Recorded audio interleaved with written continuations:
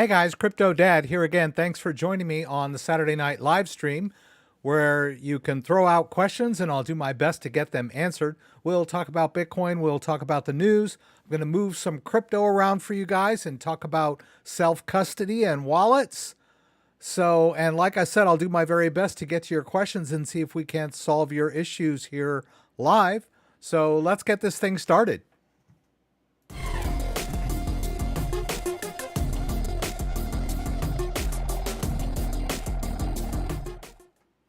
All right, so welcome everybody. Here I am with the rig and my third monitor back behind me. Thank you for being here. There's a lot I want to talk about tonight as far as wallets and self-custody goes.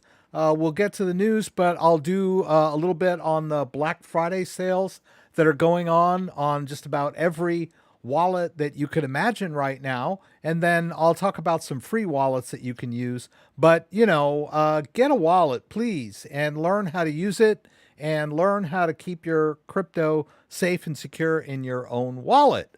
So without further ado, let's go over here to the big screen and welcome everybody. It's great to have everybody here. There was a bit of lively discussion before the live stream actually started. Kenneth, always here early. Kenneth and I were talking a little bit about wallets and self-custody. I got a lot of wallets laying around my house. You can be sure about that. Let's see. Just have fun. Can you go over Coinbase bank linking? I sent him a link to my video on setting up Plaid with Coinbase. Don't be afraid. It's legit. That's how Coinbase works now. They use Plaid, and a lot of people don't trust Plaid, but if you want to use Coinbase and link your bank, you're going to have to trust Plaid. That's just all there is to it. Legacy finance is legacy finance. Simon was here asking about ledgers and Coinbase and two-factor authentication. Please don't lose your two-factor authentication. Back it up to another device, or you can back it up with screenshots using XMirage. I don't think I've done a video on that, but I have talked about transferring Google Authenticator to a new phone using the export feature. So you might want to check into that. Let's see. JDO and Dan are both here, furiously answering questions. Let's see. Foitus Taxos is here. Thank you for being here. Paul Fogaka. I hope I pronounced your name correctly. Thank you for being here. Yes. It's worth spending the money on a hardware wallet, in my view. But like I said, I'm going to talk about some free wallets if you're on a budget. But my thing is, if you're investing $1,000, a 10% investment in a hardware wallet isn't too much to ask. And you might be buying more crypto down the road. Barbara K, thanks for being here as usual. We're going to talk about Ledger and Trezor tonight. Gosh, I got so much to do tonight. Big C, thanks for being here. Dave Flowers, thanks for being here. Thank you, Paul Wiener, for being here. As always, a lot of you guys are repeat viewers, and I really appreciate the support. Max Schlossberg, thanks for being here from Slovakia. That's pretty cool. Ryan McCormick, Gilbert Martell, Ravencoin. I think you can store Ravencoin on a ledger. If I'm not mistaken. Yeah, because Ravencoin has its own blockchain. I know you can store it in Trust Wallet, but that's not a cold wallet. It's a self-custody wallet, but it's the private key is stored on the device, so that wouldn't really qualify as a cold wallet. But we will talk about a lot of different wallets tonight. So without further ado, before we jump into the news, I just want to talk about ledger.com. They got Black Friday deals going on. Oh, by the way, whoops, what did I do there? I went to something else. They have run out of Bitcoin gift cards, right? The Black Friday deal was you would get a $20 Bitcoin gift card in your box when you ordered the product, and then for the Ledger Nano S Plus, and then for the Ledger Nano X, you got a $30 Bitcoin card. Well, they ran out of those. So now they've got this deal going on, which is Black Friday 10, which is their code for getting a 10% discount across the store, right? So let's see. Let's go over here. Sold out of Bitcoin. Let's add to our cart. Let's go to checkout.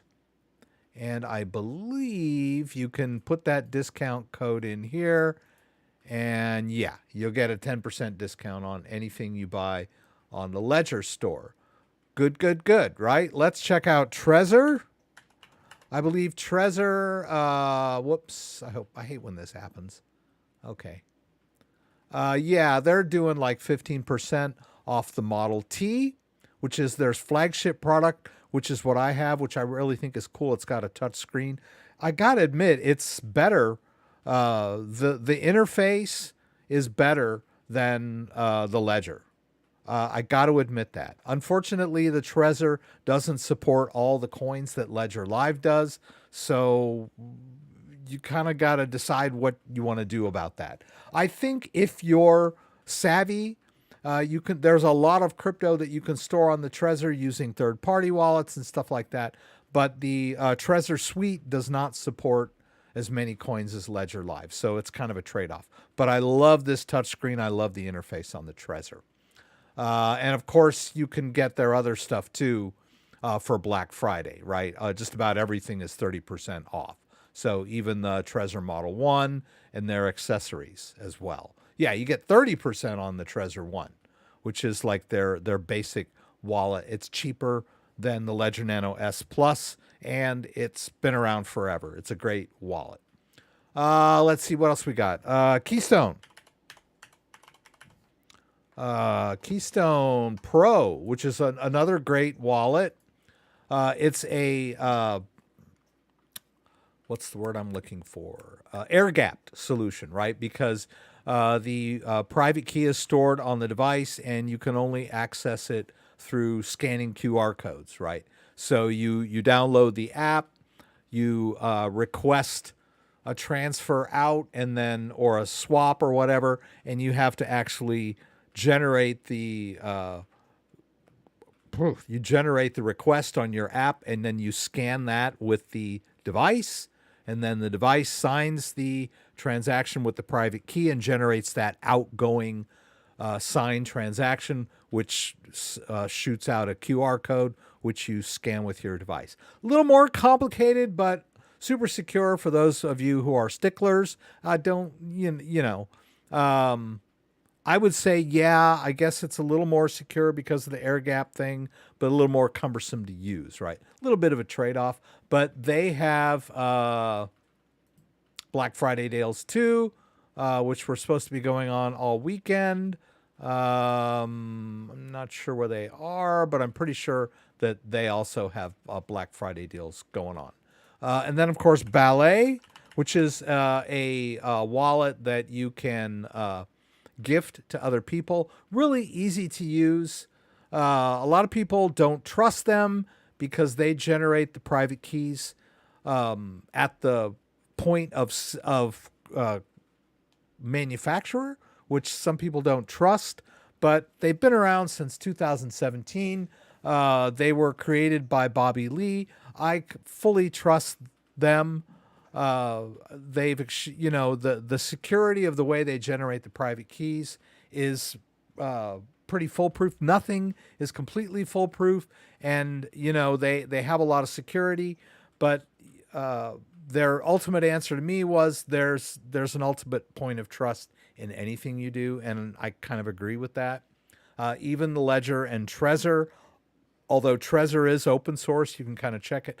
The Ledger is a closed system, but it is certified by third parties.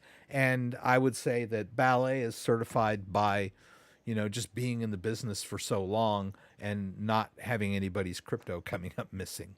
I mean, it's like the thing with Plaid. People don't trust Plaid because they require you to provide your credentials when you sign into it. but a company that is stealing people's bank account information isn't going to be in business very long. So yeah, there is a point of trust in anything that you do. All right, so we're still talking about wallets. What else is out there? Elapol. Right, Elapol's got Black Friday deals going on too. So if you're in the, that's another air gap solutions you might want to check out. And then free wallets. I wanted to talk about free wallets. Electrum Bitcoin wallet is a free wallet. You can download it, install it on your computer, and store Bitcoin using it. It's a great open source wallet that you can use for storing Bitcoin. It's not a cold wallet. It's a desktop based wallet, but it is free.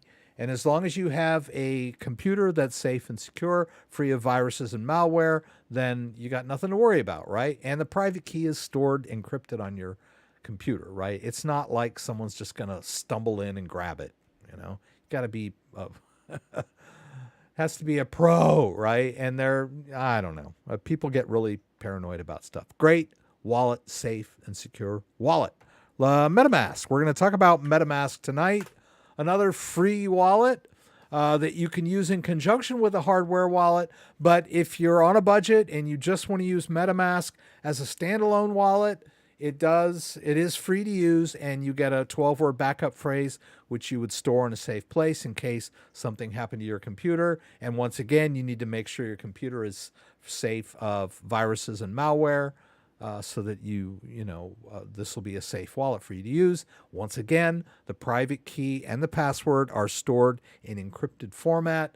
So it would take a real dedicated professional to hack and crack this wallet, right?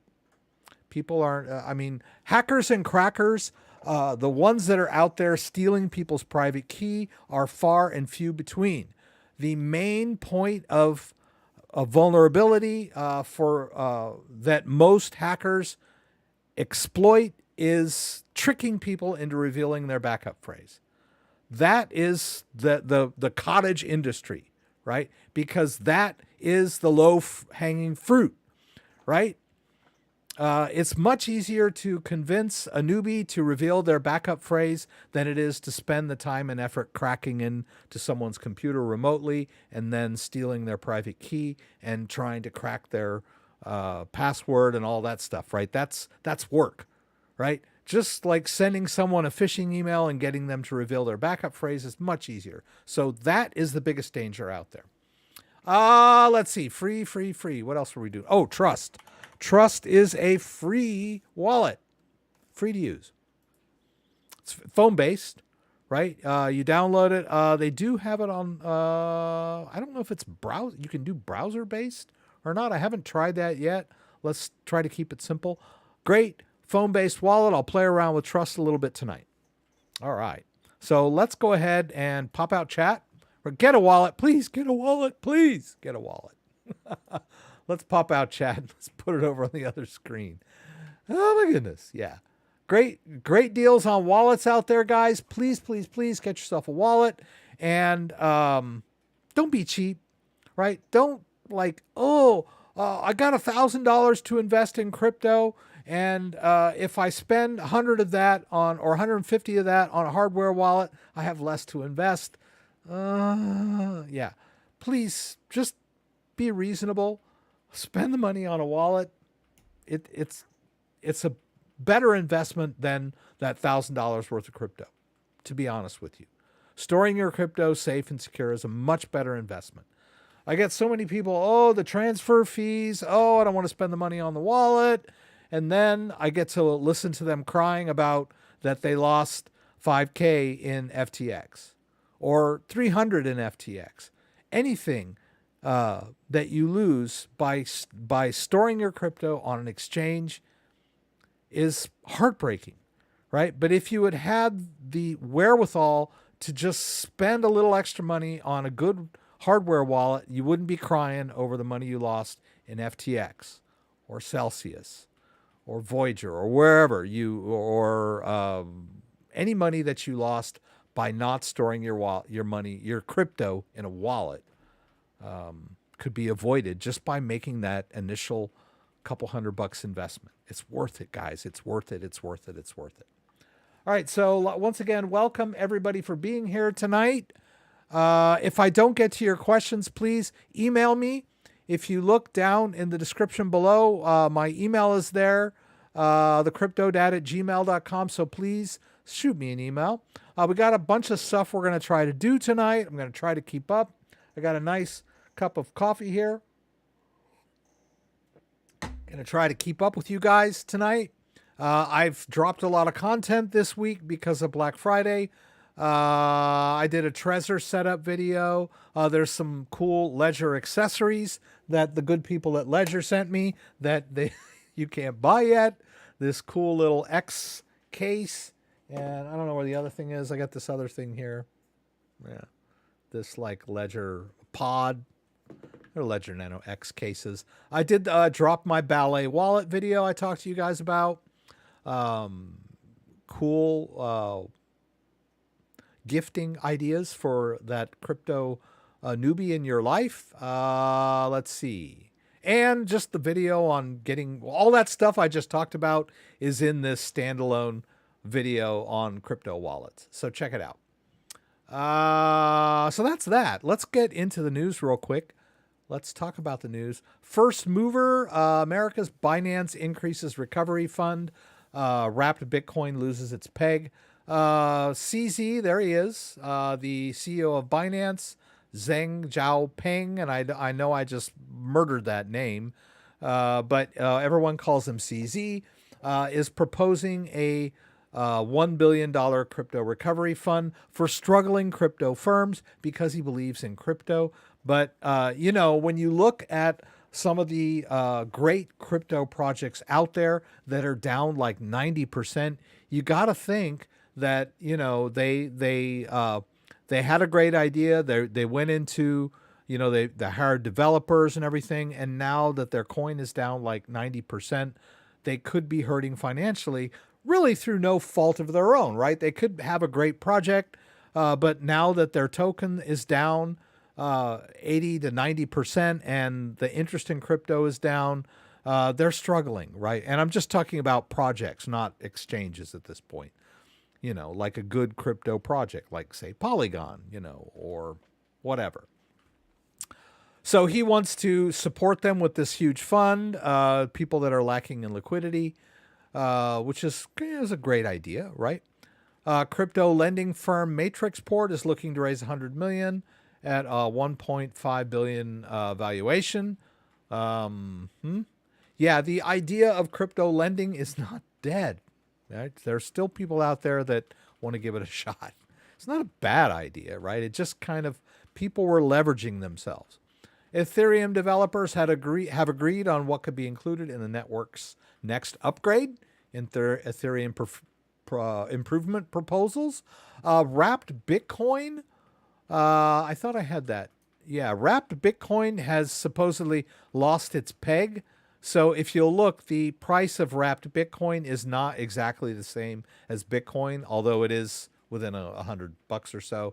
But that's how it starts, right? UST, when UST lost its peg to the US dollar, it didn't take it long for it to come completely unraveled. Let's hope that that does not happen to Wrapped Bitcoin. Wrapped Bitcoin is kind of a way that you can kind of convert your Bitcoin so that it's ERC20 and you can swap it in DeFi and that kind of stuff. But if it loses its peg to Bitcoin, then it becomes useless, right? So that's sort of a big thing right now. Wrapped Bitcoin and ERC20 token meant to trade in line with Bitcoin's price has lost its peg since FTX filed for bankruptcy. I don't want to talk a whole lot about FTX tonight. I think he's getting enough talking. But yeah, apparently he's going to be, Sam Bankman-Fried is going to be appearing on a panel in New York along with Janet Yellen and Mark, not Mark, whoever the Facebook guy is. Can you believe this? I just got to talk about it. Bankman-Fried?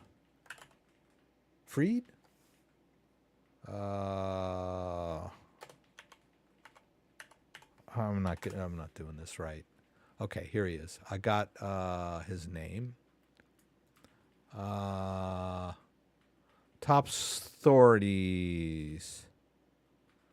Let's see if we can find that one. He's supposed to be talking. Let's do his name with Yellen. Yellen.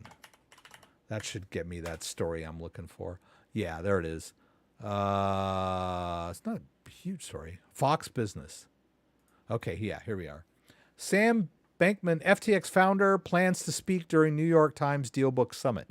I'm sure he will be appearing via Zoom, right? He doesn't want to appear in person. He might get handcuffs slapped on him. But supposedly, right, he's going to be appearing on this panel, right? Oh, he's just a good guy with a good heart, kind of, had a great idea, just like in the wrong way. Come on, dudes, he's fraud. Anyway, I don't want to talk about him. Let's see. Binance allocates another $1 billion in its crypto recovery fund. I've got this story linked down below. For those of you who are new to the live stream, I have all these news stories linked down below if you want to read them in their entirety, right? And then we've got a list of stuff we're going to do tonight. So that's a story we've talked a little bit about, that he wants to set up this fund to help crypto projects that are in need of liquidity. Binance proof of reserves is pointless without liabilities. This is the Kraken CEO. With the collapse of FTX, there's a lot of talk about whether other crypto exchanges are going to go under. And I guess Binance and a couple others are trying to say, well, look, here, you can verify our user funds, on the blockchain using cryptographic tools. I think, what do they call it there? A Merkle chain, right? But the CEO of Kraken is saying this is pointless. If you can always show how much assets you have on your books, but it doesn't make sense if you're not also showing liabilities that you may have, right? Which does make accounting sense, right? So it's not proof, whatever they call it, proof of whatever, proof of R. Anyway, so that's kind of a big story now. I'm pretty sure that Binance and Kraken and Coinbase and Binance US are going to be around. They're not in danger of going bankrupt, right? But there are some smaller firms that are, right? American regulators are investigating Genesis and other crypto firms. Alabama and several other U.S. states are investigating alleged securities violations and connections with retail investors. Alabama Securities Commission confirmed that its state and several others are participating in inquiries regarding Genesis's alleged ties to retail investors, including if Genesis and other. This is not Gemini, this is Genesis, which is kind of a big shadowy firm in the background that does over-the-counter crypto stuff. So Genesis, which is a subsidiary of the Digital Asset Group, I think, whatever. So anyway, Congress is getting involved. Like, they're going to really do anything.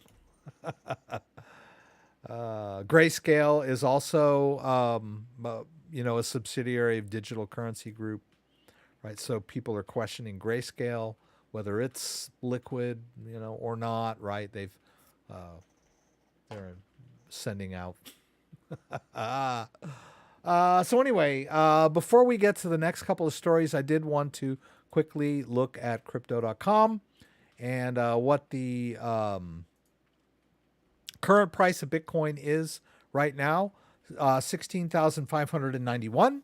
Ethereum is at 12,119. It was flirting with 1,000 a couple days ago.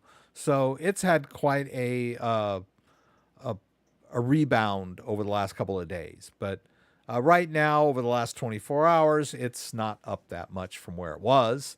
Cardano is at 31, which is pretty low for Cardano. If you're, a Cardano lover, you might want to, stock up on some Cardano, right? I remember back in 2020 when it was down around 5 cents and I bought some. Dan keeps reminding me of that. Apparently I bought Cardano at 3 or 5 cents on the live stream. I was like, hey, Cardano's cheap. And Cosmos. Cosmos was down to $9 over the last couple of days. It's also popped back up. So these are the latest cryptocurrency prices. I like to use crypto.com to get the latest prices on my favorite cryptos. It's also a great platform for buying and selling cryptocurrencies. You can also deposit and withdraw cryptocurrencies from their platform, stake. They also have some great Black Friday deals right now. Their Crypto Pay is a way that you can buy gift cards for a lot of different companies and, digital gift cards. And they're giving great discounts on this right now on their Black Friday deals. So, and they also have the crypto card, which you can use to make purchases in the real world by topping up with any crypto that you may have in your account. It's pretty easy. You can use it anywhere Visa is accepted. So check out crypto.com too right now. It's a great platform. I've been using it for years and have been partnering with them for years. All right, let's get back into the news. I wanted to talk about this story about Consensus, which is a giant firm that runs let's see, there's Consensus and then Consensins, and then they have another thing like a subsidiary that runs a node. I can't find it. Doggone it. Okay, we can talk about it. Oh, Infura. Infura is their subsidiary that actually runs like a huge Ethereum node, which is used by MetaMask, right?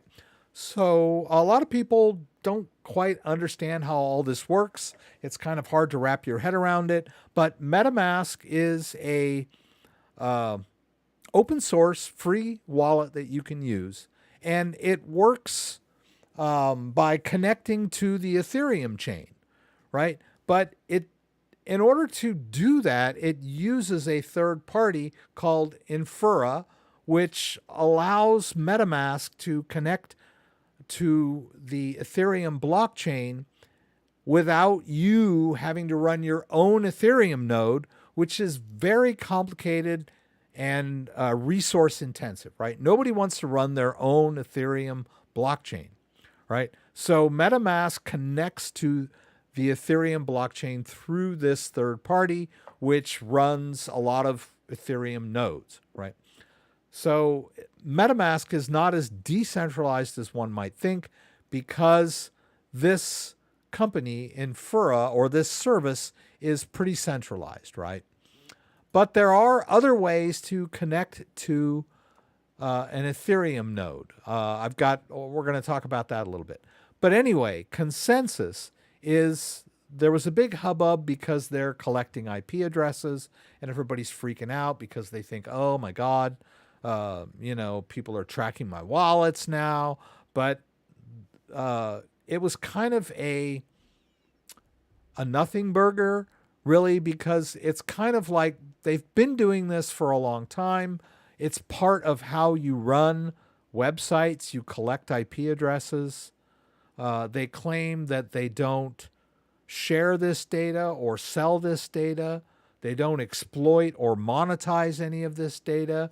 But people are worried that somebody might be able to track their wallets because of this, right?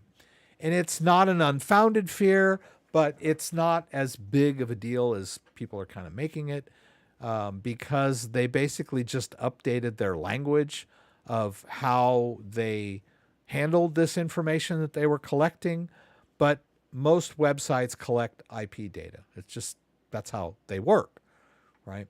Unfortunately, this is, a big firm that is heavily involved in running Ethereum nodes, and people that are using MetaMask are kind of up in arms that their data is not as anonymous as they thought. but you're never really anonymous as you think. So a lot of it is kind of like pearl clutching and virtue signaling. And, oh, my data is not anonymous anymore. Well, it never really was. So don't freak out as bad as anyway. Anyway, a lot of people were upset about this story. So we're going to talk a little bit about how, what this means. And I've got a link to this article here where you could, if you want, set up alternate nodes in MetaMask, right? So what the hell am I talking about?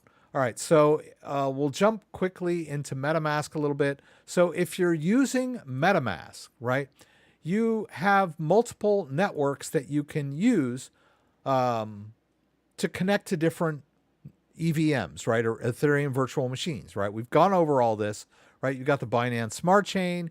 Now, when you're using MetaMask with the Binance Smart Chain, I have no idea what kind of node you're connecting to, but it is not Infura, right? Infura is only the Ethereum node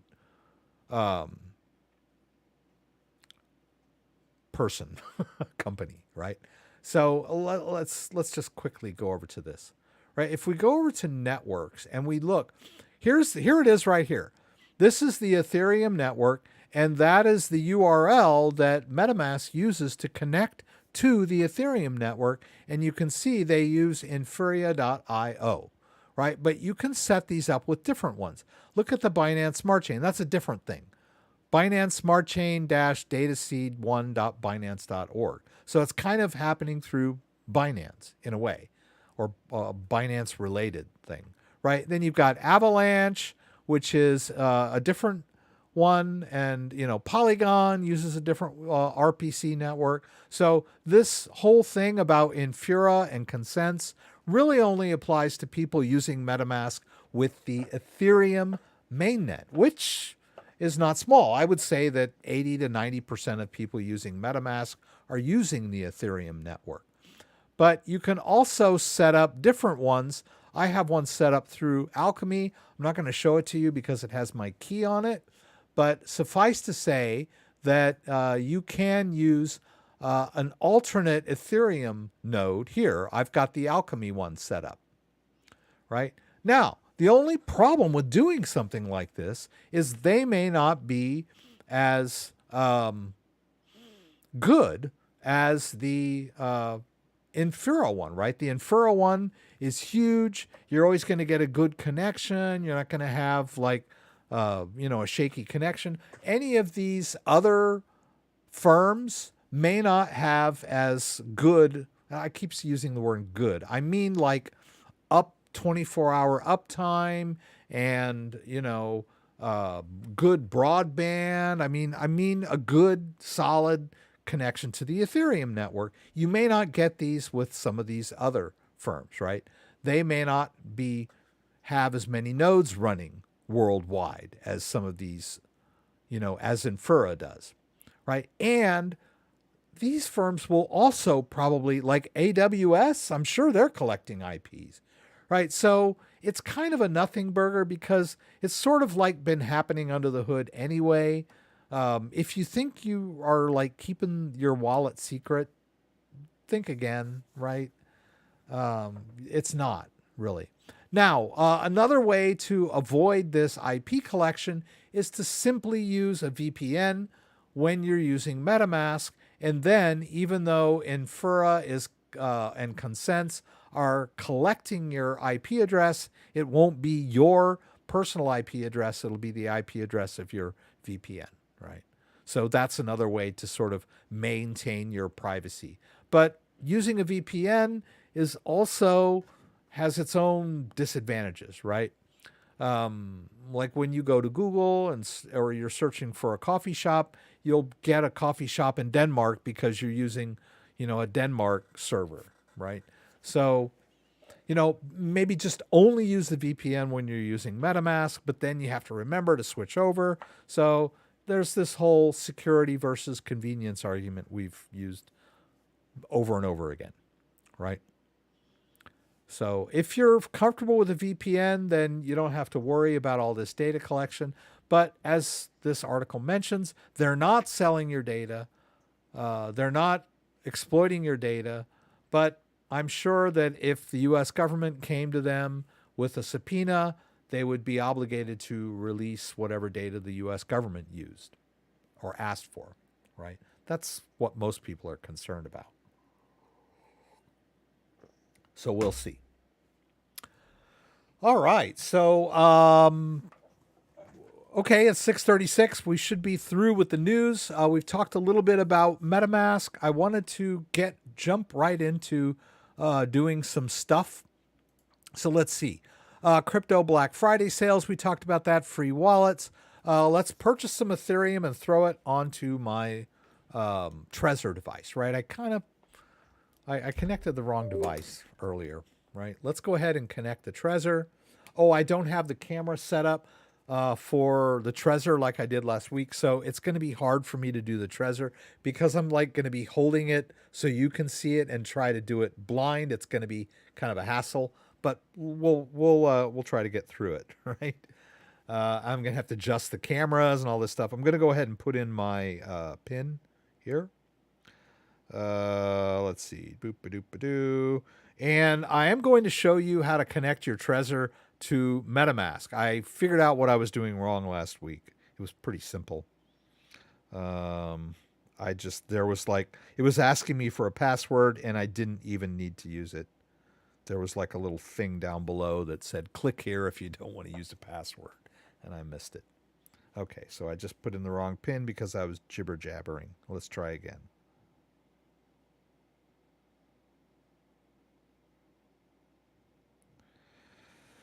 Okay. All right. So I just connected my Trezor device. Let's see. Let's go over to this guy here. Right? Oh. What's going on there? Let's get the filter on. Chroma key. Let's turn that on. And I'm going to move my little screen. So now I'm just a floating head behind the screen. Okay, it's looking good. All right, let's turn on this camera. I'm going to have to make it a little bigger. Let's come in because the Trezor is a little more square, right? There we go. Please type your passphrase connected to host. Okay. Yeah, I did want to talk a little bit about this. They have made it a little easier to connect to a passphrase protected wallet by offering you this option when you first log into the Trezor suite and connect your device. They want to know, are you using a standard wallet or a hidden wallet, right? And a lot of people think, it wants me to enter a passphrase. Let's talk about this right now. This passphrase will give you access to a hidden wallet with additional wallet addresses, but only if you know the passphrase. So this is serious business here. If you enter a hidden passphrase and then put some crypto into your hidden wallet, and then you forget your passphrase, you've lost access to your crypto, right? So this is a very serious business here. Do not forget this password if you use it, right? And even I got confused with this last week because MetaMask wanted me to, do you want to use one of your hidden wallets? And I went ahead and created the passphrase and then realized that it didn't connect me to the wallets that I had crypto in. So this is to get to a hidden wallet. The passphrase in Ledger is a completely different thing. The passphrase in Ledger Live only protects Ledger Live. It has nothing to do with getting you into a passphrase protected wallet. With Ledger Live, the passphrase protected wallets are accessed by entering a passphrase directly on the device. The password that you use to protect Ledger Live is simply to prevent someone from logging into your Ledger Live, right? We can put pass lock on Ledger Live, but it has nothing to do with if you forget that passphrase, you can just reinstall Ledger Live and start again and reconnect to all your wallets, right? So the passphrase or the password for Ledger, and they call it password, they call it a password lock, is different than this one over here, right? This one is serious business. I'm just going to use the standard wallet, right? And you can see there that it's connected, and I'm connected to all my wallets, right? Right, and they're empty, right? I haven't put anything in any of these wallets yet. So first thing I'll do is just buy some Ethereum over on Coinbase and drop it into this wallet, right? So we can, let's see, just do receive. Oh, okay, it goes straight to Bitcoin. Okay, but we want to receive some Ethereum. Now I could do buy, right? And then let's say I want to buy $100 worth of Ethereum. They have all of these third parties that Ledger Live does too. Weir, MoonPay, Simpex, Baxna, Coinify, Weir or Wire or whatever it is. All of these are mostly European, and they're all kind of sketchy in my book. They're not scams. They're just like they use debit cards, and they're not US based. I prefer to trust US based exchanges to buy my crypto. Because some of these, like the ACH might be okay. You connect your bank, but some US banks don't like these services and reject them. I think Chase doesn't like MoonPay, whatever. So I kind of avoid these. A lot of people have the idea that they're like more direct, but they aren't really. You're still going through a third party. The only thing direct about them is that they do tend to make it easier for the crypto to go right into your wallet when you make a purchase. So people feel safer doing that. But some of these third parties get wanky when you make large purchases. Sometimes they get declined because you've exceeded your ATM card. There's all kinds of wanky stuff that can happen with these, which I'm not a fan of, right? So basically, I would just do a receive to get the Ethereum address of the wallet, right? That's kind of my thing. So let's do this show full address. It shows up on the device, right? You can see it on the device. Pretty cool. And then you can confirm it on the device by pressing this little button. You can eyeball it. Oh, come on, man. I don't know what it is. It's hard for me to do this when it's like turned away. All right, so there's the Ethereum address of the wallet. Let's go over to Coinbase. And I've got some US dollar in the Coinbase account. So we're just going to make a quick trade. Ethereum, I wish it would stop doing that. I don't need that up there anymore. Let's do ETH US dollar. I was going to buy 500, but let's stick to 200 tonight. All right. Let's do $200 worth of ETH. That should get us enough ETH. We'll buy it. It's market. Yay, we got it. All right, so let's go over here, and you can see now that we've got the Ethereum in our Coinbase account. So let's do a send. We'll send our Ethereum. It's already chosen for me. I mean, it chose the one that had a balance, right? We'll send it all. We'll paste in the address of our wallet. You can send as little or as much as you want. If you've got $2,000 of Ethereum, I would suggest doing a small test first, so make sure it gets there. All right, let's go ahead and send this over. I'm going to need my two-factor authentication. Right, that's my Google Authenticator. Whoops, come on, Rex, get it over there. Let's see. Coinbase 340-807. No. 340-165.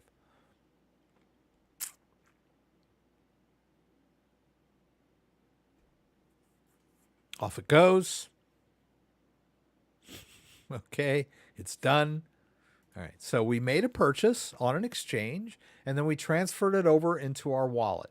Now, I know a lot of people are, oh, don't leave your money on exchanges anymore, but, I've got some cash on Coinbase for making purchases, right? I trust Coinbase. But my coins, when they're in, in crypto format, I leave in my wallet. All right, so we can go over here, and we should be receiving some ETH into this. Wow, that was fast. All right, so the ETH is showing up in the wallet, although I'm sure that it's not. Wow. I guess it's the Ethereum chain is working fast tonight. So we're going to use this to make a swap in MetaMask in a bit, but let's drop some more crypto in here. Let's do the Litecoin. I'll go ahead and receive the Litecoin into this wallet. Okay, let's turn this back on for a sec. Yeah, there's the Litecoin address, right? We can confirm that it's the same. And then I got to do this. Come on, can you do this? There, I did it. All right, so we can copy the address. Now I want to do a wallet-to-wallet transfer. Now, if I want to do a wallet-to-wallet transfer from my ledger with my Litecoin, wherever the heck it is, there it is, I'm going to need to connect my ledger now because the outgoing wallet is the one that needs to, the outgoing transaction has to be signed by the private key. And the private key for this outgoing is not on my Trezor. I'm sending to the Trezor. So let me just disconnect it and connect the Ledger Nano X because the Ledger Nano X needs to sign this outgoing transaction. I'm going to put in my PIN here real quick.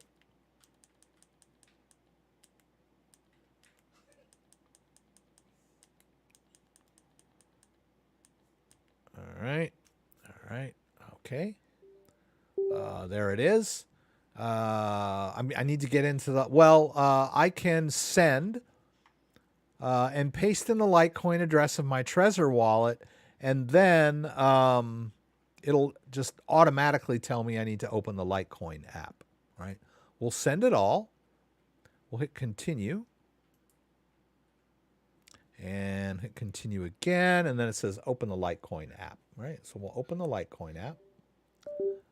There it goes. I'm going to need to authorize this transfer, right? So I'm transferring from one wallet to another, right? There I'm sending 4 Litecoin. Now I need to pay the fees on the Litecoin network, which are very small. Litecoin works very much like Bitcoin. It's actually a fork of the Bitcoin network from a long time ago. I forget when it was, like 2008 or 9 or something. It's been forever, right? But it was just kind of sitting around in my Ledger wallet, so I figure we'll transfer it over to the Trezor wallet. Whoops. Oh, yeah, see, I disconnected it, right? So now I need to reconnect the Trezor. Whoops, dropped the cable. Held the wallet, dropped the cable. Now I need to enter my PIN. Right?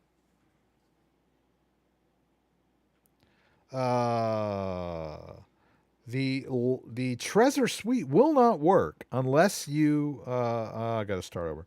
The Trezor suite will not work unless you have the device connected. That's another difference with Ledger Live. Ledger Live you can use without the device connected.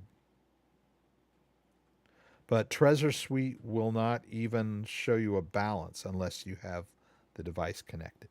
So I guess you could say that's a tad more secure. All right. And now I need to go into the standard wallet, which I will. And let's see here. It's takes it a bit. Sort of get it. Okay, the Litecoin is there already. That's pretty cool. So now we can go to the dashboard. We can see, we've got like the $300 worth of Litecoin and $200 worth of Ethereum, right? We can also throw some Bitcoin in there, but I won't bore you with that. We could do the same thing, right? We just go to the Bitcoin, do a receive, get the Bitcoin address, right? Eyeball it, make sure it's there. It's the same. Copy the address into our clipboard, run over to Ledger, and do a transfer of Bitcoin, right? I won't do it completely this time because I don't want to have to reconnect but see, I could do the same thing I just did, transfer as little or as much Bitcoin I want from my Ledger-based wallet into my Trezor-based wallet, right? We can transfer crypto between wallets, within wallets, to exchanges, from exchanges, right? You need to learn how to do all this stuff. This is Crypto Self-Custody 101, right? Well, I'll go ahead and turn this off for now. All right, so and of course I can't do this unless I connect the Ledger device, right? It's going to want me to connect the Ledger device in order to sign the outgoing transaction. That is the security of a hardware wallet. So I'm just going to cancel out on that. I'm going to try to get caught up in the chat, see what people are talking about. Does Trezor need to be updated periodically in order to function properly? Yes. It has firmware updates, and the software, the Trezor Suite software regularly has updates as well. So yes. It's just like anything, right? It's just like a phone needs to run updates. Like your iPhone updates periodically to update its security and its functionality. So do Ledger and Trezor devices. So do Uphold wallets and Keystone wallets and everything else, right? They're gadgets, right? Gadgets need to stay updated. So let me go back and see whatever. Scott Lee's here. Thanks for being here, Scott. I'm going to buy a little Chiliz tonight. I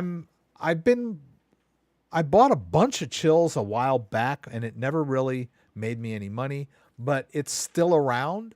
So we're going to play a little bit with Chiliz tonight. I think I bought some last week too. I need to watch this again in the morning. Yeah, I'm kind of going fast tonight. There's a bunch of stuff I want to do. Scott Lee, central banks are not going anywhere for a while. At least 10 years, there will be several banking systems before blockchain takes over. Just saying. Well, let's hope so. I'm not sure. It's like careful what you wish for, careful what you pray for. When will the day come when the fiats collapse and crypto takes over? I don't know, but I'm not sure I'm going to be too happy when that happens because it's not going to be a seamless transition. And it'll probably degenerate into failed governments and, riots in the streets. Can you just imagine what will happen when people are not able to withdraw their money from the bank? Can you just imagine? Even if banks just say, there have been controls. We see capital controls. Lebanon, Greece, back in, I don't know when that Greece fiasco was, but it was 4 or 5 years ago. Like the banks are like, okay, you can only withdraw $200 a day. Can you imagine if that happened in the U.S.? What if Chase Bank said, we can only let you withdraw $200 a day from your bank account? People would just go berserk, right? Let's hope it doesn't happen anytime soon. Let's see. I'm looking for questions. Does Trezor need to be updated? I got that. Let's see. Will you be prompted to update the Trezor similar to Ledger? Yes, they will. They will ask you. They will alert as soon as you go into Trezor Suite. It'll say, there's a firmware update or there's a Trezor Suite update. They will let you know. Can you store Monero on a Ledger wallet? Yes, you can. Where'd my Monero wallet go? But it's a third-party wallet, right? So you'll have to download the Monero wallet software from the Get Monero website. Get Monero.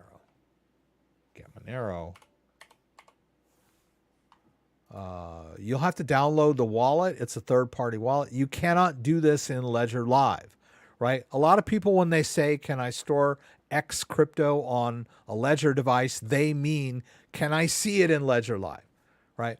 But can I use my ledger to protect my crypto using third-party wallets? Sounds complicated, but it's similar to saying, can I store Monero on a ledger? You could store the private key of your Monero wallet on a ledger device, but you can't use Ledger Live to manage it. How's that? Right? So let me show you what I mean. Are we going to connect this ledger again? I'm just going to go back and forth all day. Yes, you can. You can also use a Trezor device with the Monero wallet.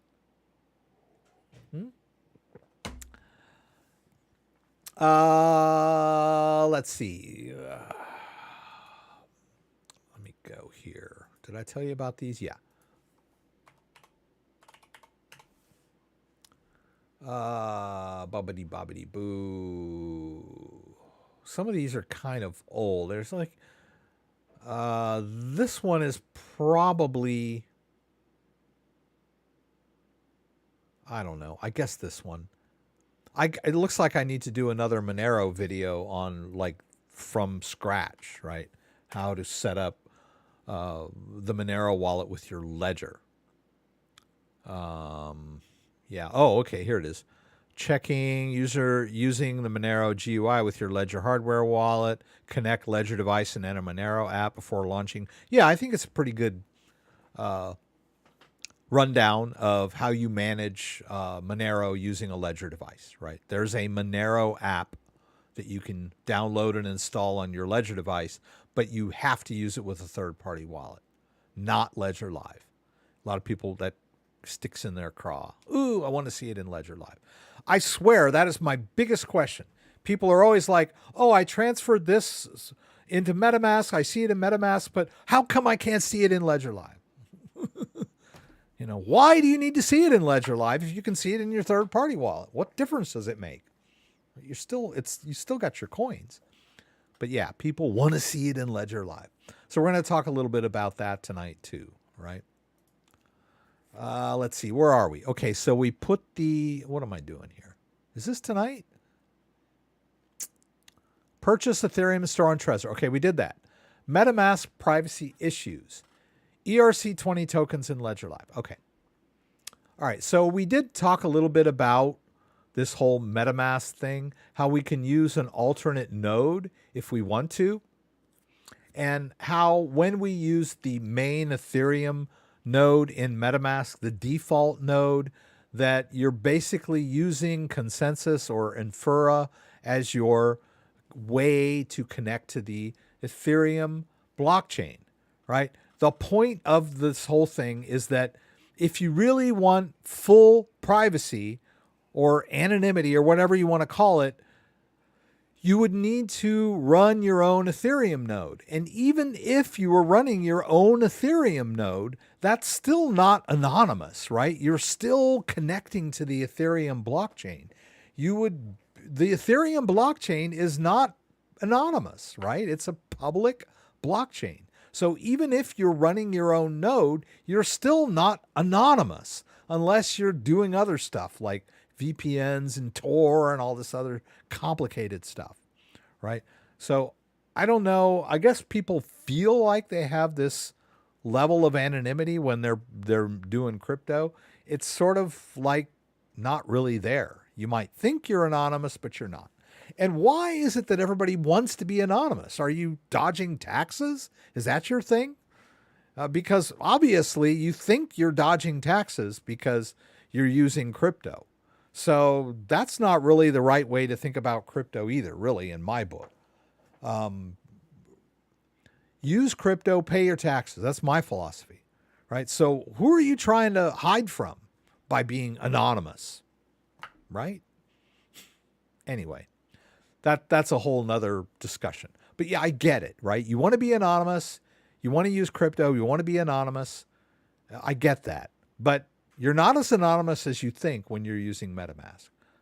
So if you're worried about your anonymity, then the easiest thing to do is use a VPN. Right? We'll talk about that a little bit. But like I said, that's only when you're using the default Ethereum node in MetaMask. You can use an alternate one, right? I set up my Alchemy right? I talked about this. There are all these alternate nodes that you can use to run your Ethereum node from within MetaMask, right? So you don't have to use Infura, but it's probably the most reliable one the way it connects to the Ethereum node. It's just not anonymous or decentralized as maybe you want it to be, unfortunately. But that's the, if you want to be decentralized, then run your own node. But that's a whole thing ball of wax, right? I think so. We kind of covered that, right? And what else are we going to do? Boop-a-doo. Let's go over here. MetaMask privacy, ERC20 and Ledger Live. All right. So a lot of people are use MetaMask, and then they go and they buy an ERC20 token. That's kind of sketchy, right? And they store it in their wallet, right? And then as soon as they swap for it on an exchange like Uniswap or SushiSwap or whatever, they get this like crazy Ethereum ERC20 based token. And then they run over to Ledger Live and they freak out because they can't see it in Ledger Live. Ledger Live does not automatically support every ERC20 token in existence. There, I said it, right? How can they be expected to, right? Since Ledger Live is open source, it would be nice if they had a way to manually add new tokens, but they don't, right? I don't know why that is. I guess it's just part of staying simple and not overly complicated. But if you want to see your ERC20 token, you may not be able to see it in Ledger Live, but you could see it over in MetaMask using the exact same device, right? You'll notice here that I've got my Ledger device connected, right? Why don't we call this something else? Let's call this one Ethereum main. So we'll understand that this is the exact same wallet that I'm looking at over here. Exact same address, right? If we look at the address, that's the same address, right? So if I'm managing token in MetaMask with my Ledger connected, right? This is a Ledger-based account, right? Because I did the connect hardware thing. It's simply reading the wallet off the Ledger device. And I have to authorize on the Ledger device when I make trades and swaps and transfers, right? If I see an ERC20 token safe and sound in my Ethereum wallet over here, it doesn't really matter if I don't see it in Ledger Live. It doesn't mean it's not there. It just means Ledger Live does not support that particular token. Now, I had somebody that said, I made a withdrawal from Kucoin of, I forget what it was, but he said, I used the Arbitrum network. And now I don't see it in Ledger Live. Well, or in MetaMask either, because he didn't have the Arbitrum network set up in MetaMask, right? So I said, okay, well, all you have to really do, you can actually do that from within MetaMask, right? You can go into the settings of MetaMask and set up additional networks that they support. Like if I hit add network, right? They have the Arbitrum 1 network already in MetaMask. I can just hit it, right? And add it from within MetaMask. And then I can switch over, right? Now, notice that the Ethereum balance is 0. But if you had transferred some Ethereum using the Arbitrum 1 network, you could see it here, right? But what's happening to people is they're going on exchanges to make withdrawals, and then they're looking at the withdrawal fees, and they're going, oh, well, It's too expensive to withdraw it using Ethereum. It's going to cost me $1. And I don't want to lose $1. So I'm going to switch it over to this other network that I know nothing about and have no wallet support for and make my withdrawal. And then I'm wondering, whoa, why don't I see it anymore? Well, because you were just going on the fact that you're trying to save money and you saw it look cheaper. Right. So I withdrew on an alternate network that I know nothing about and have no wallet support for to save $1. And then I lost $5,000 worth of tokens. I don't know where they went because I don't even know what the Arbitrum network is. Am I being snarky again? Yes, I'm being snarky again. Okay. So yes, there are alternate networks that you can use to manage tokens. And if you don't know what you're doing, don't use alternate networks. But if you do know what you're doing, you can manage them here. And yes, I will not be able to see this over in Ledger Live because Ledger Live doesn't support the Arbitrum 1 network, as far as I know, right? They do support Binance Smart Chain. And here's a good example. I did a swap over in MetaMask, right? MetaMask has this, oh, they can't do the swap here, right? Actually, no, what I did was I used their chain, their bridge to go from one network to another. Let's go ahead and connect using MetaMask. All right, so basically what I did was I went from Ethereum to Binance Smart Chain. And let's see. Yeah, we're connected to the right one. We did, okay, so I've got some Tether, right? I want to do $50 worth of Tether from my Ethereum network over to the Binance Smart Chain, right? Okay, so I need to, I guess I'm still in Arbitrum, right? Well, let's go over to Ethereum. All right, we're on the right network. All right, so we're on the Ethereum network. Now I want to do this swap. This is a bridge swap between Ethereum-based US Tether over to Binance Smart Chain-based Tether. It's going to cost me $4 to do this, but I'll go ahead and do it. I think I've already approved it. I'm going to need to connect my Ledger device, so let's disconnect this guy. I don't know how I got all bogged down in doing this. I just wanted to quickly show you when you do a bridge from one network to another, you better know what you're doing, or it'll just disappear into the nether. But anyway, this is, oh, I remember why I wanted to show you this. So I've got this ready to go. I need to be in the Ethereum app. Let's get a little closer for you guys, right? In order to do this bridge, right? MetaMask can't communicate, right? So I need to make sure I'm in the app before I do this. Like, I don't know why I have to approve it again. I thought I'd already done this, but I will. Okay. I have already done this, but hey, whatever.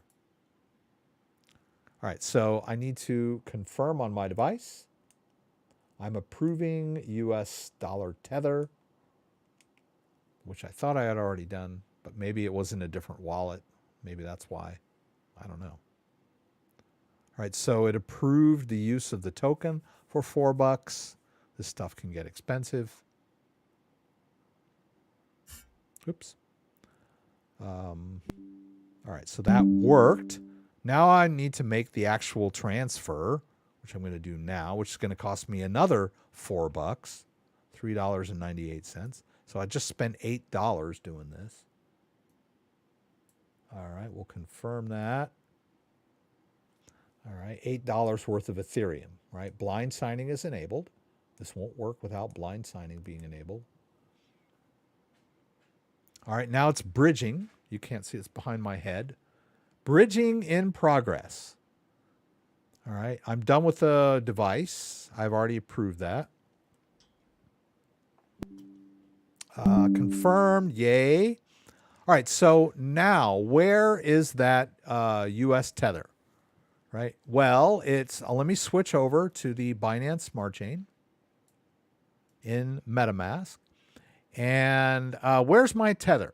Well, I don't see it, but MetaMask is smart enough to detect that there are some tokens that are found, right? So let's click here. There's some cake and there's some tether. Yay. Let's import them all. And there we go. There's that US dollar tether, Binance Smart Chain based, or let's see if I can.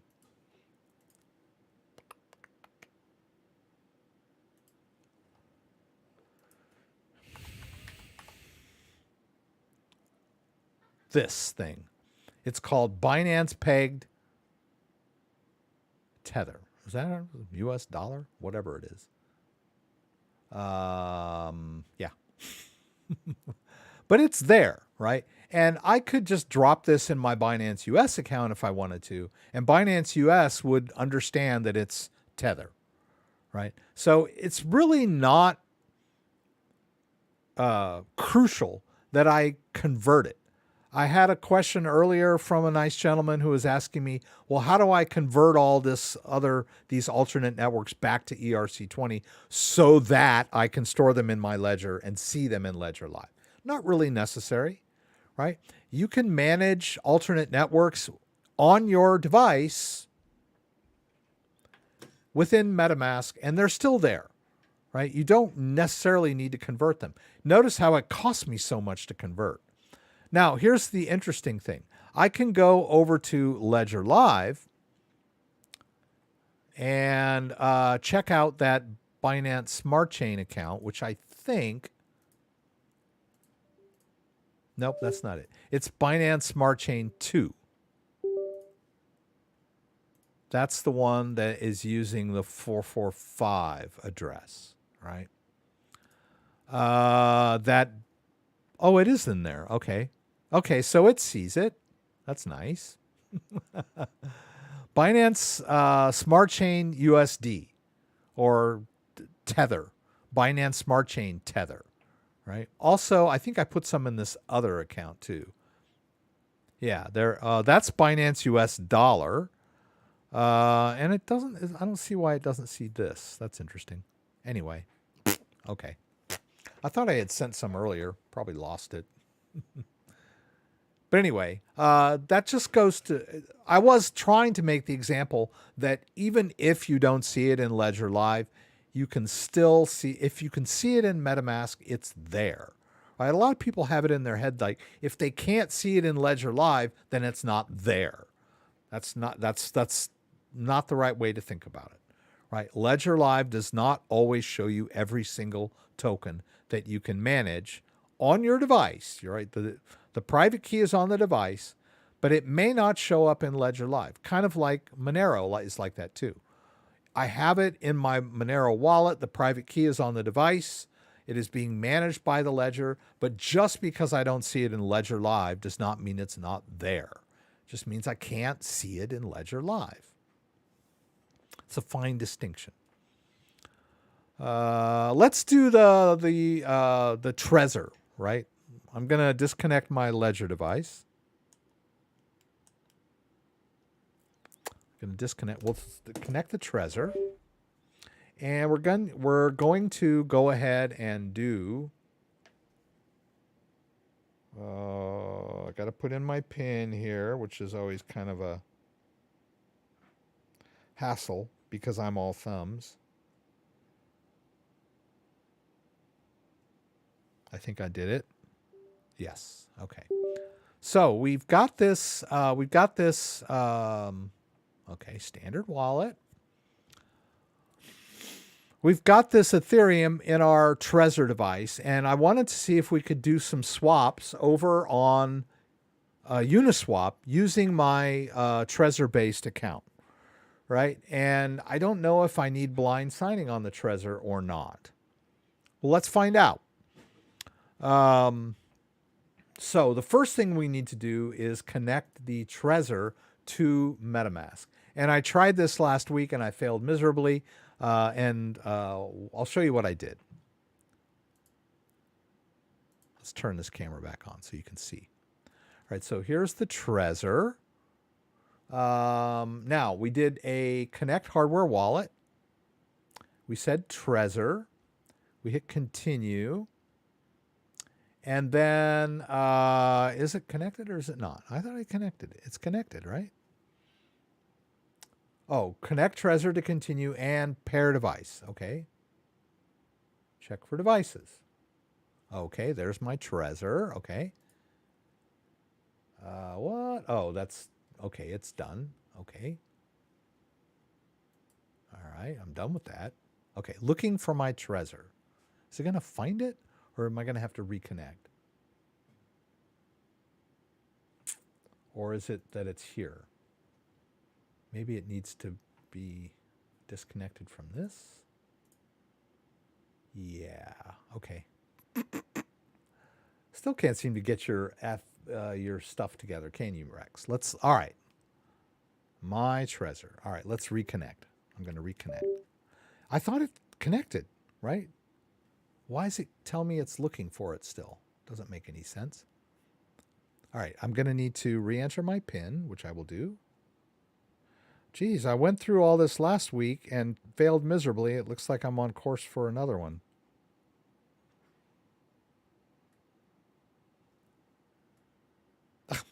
Wrong PIN. Okay.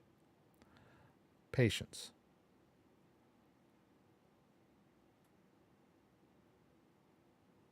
Okay. Right PIN. Come on, Rex. Right PIN. Okay. PIN. Correct. All right, let's try this again. Oh, let's do Ethereum. Maybe that's part of it. Maybe that's the reason why it's not. I'd like to see if it'll work on Binance Smart Chain. Okay, Trezor. Connect. Click to activate. This device is used by another application. Okay, here we go. Okay, I hope. Don't ask me this again. Go ahead. Okay. Okay, here we go. What does it want me to do? All right, this is where I got hung up last time. It's like, oh, it wants me to do a password. I'm like, no, I don't want to do a password. It says leave passphrase blank to access your default wallet. That's what I want to do. So let's hit enter. And yes, I did it finally. Okay, there's the Ethereum that we want. That's the Ethereum account we want to connect. Sorry about this glare. Okay, there we go. Unlock. Whew. Okay, so it sees the Ethereum. Ugh, finally. All right, so now what we want to do is connect to Uniswap. Let's do that over here. Boop-a-doop-a-doo. We're going to keep it simple. We'll just do Uniswap. All right. I don't know if it's connected to... No, that's not the right one. I want out. Out. Okay, there. All right, let's see if we can connect the correct wallet. Doggone it. That's not correct. That's not the right address. It should be 4B9A. Let's see if we can get this to happen. The other wallet is not connected.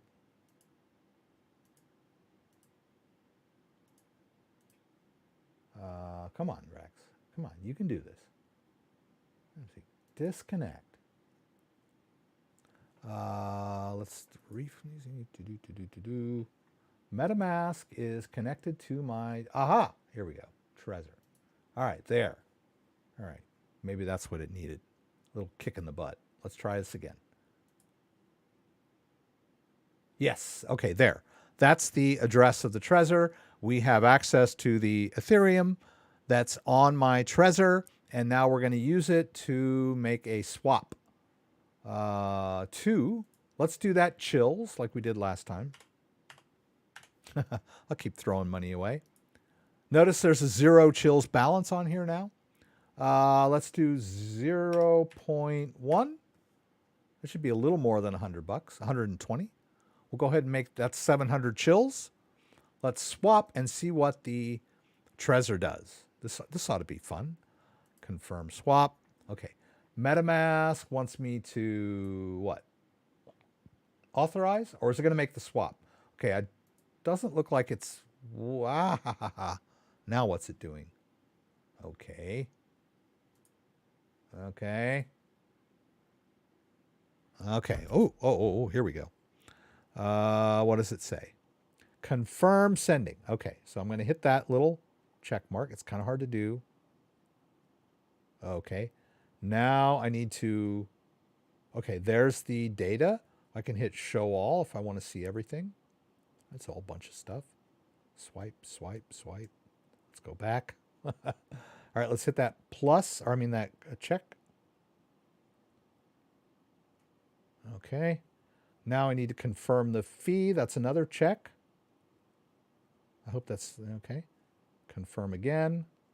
Oh. All right, now I need to hold it down to confirm. Boom. Whew. Wow, that was nerve-wracking. Oh, that's just adding chills. Close.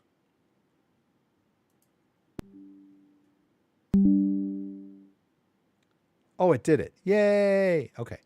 Now that I've got this Chiliz, I made the swap for this Chiliz. I can look in MetaMask and I can refresh, right? And it says, oh, let's refresh the token list. Found the token. Let's click there. There's the Chiliz. Import. Boomity boom. I can see it in MetaMask. Now, am I going to get all butthurt if I don't see it in my Trezor suite? Not too much. Let's go ahead and... do I need to disconnect from here? Is it going to, like... Oh, let's go ahead and, like, get out of this. Yeah, let's just disconnect here. So it's, like, not laying claim to it. We'll go ahead and launch Trezor Suite again. And is it going to let me connect without reconnecting? Ooh, it worked. Ooh, okay. Yeah, standard wallet. Now I should see a smaller balance of my Ethereum and should have those Chiliz token in here, right? Because this was the wallet that I was using when I made that swap.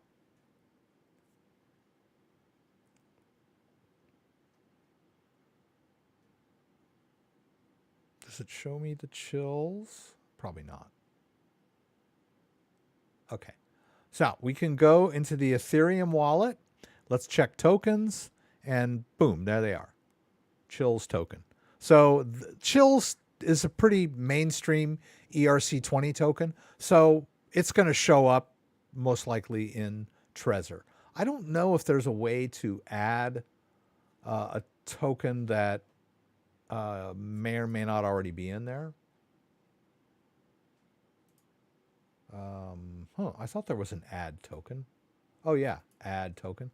Oh yeah, you can actually like use the contract address of an ERC20 token and import it into Trezor Suite. So Trezor Suite is open source and it has the ability that allows me to use a contract address to import a new token, which Ledger Live does not.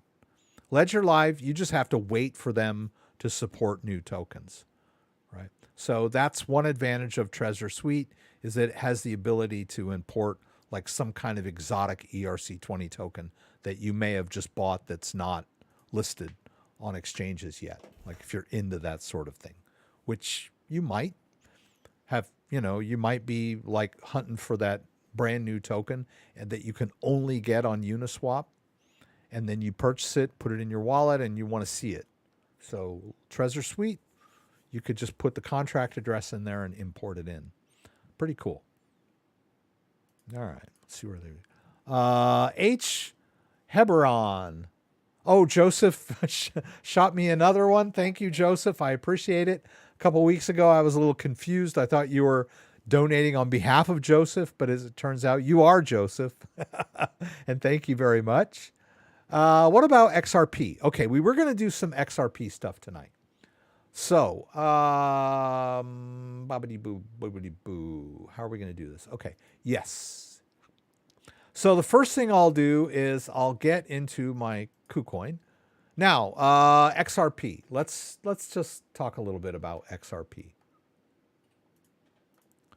XRP has been delisted from a lot of U.S. sites because of the suit that the SEC has brought against them, right? But I believe there is going to be some kind of resolution or judgment on the 30th of this month, which is next week.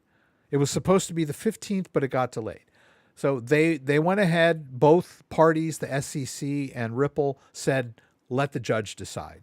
You know, we'll submit this to the judge's decision of arbitration of some sort. My thinking is that it's probably going to be a middle of the road solution, but any solution is going to be good for XRP, right? So XRP is kind of on a little bit of a run up here lately because of this pending legislation, right? If the judge rules in favor of Ripple to the detriment of the SEC, it's going to be huge. Right? So a lot of people are asking about Ripple right now. XRP.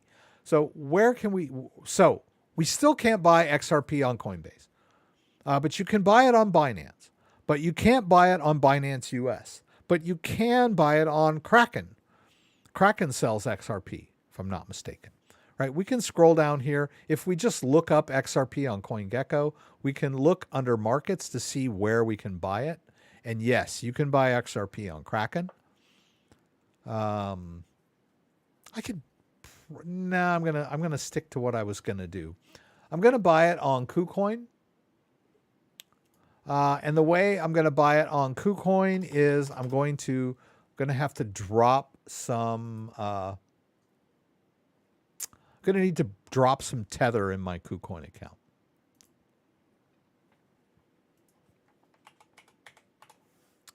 All right, I need to make a deposit of Tether. I'm going to use the ERC20-based Tether because that's what I have in my Ledger device.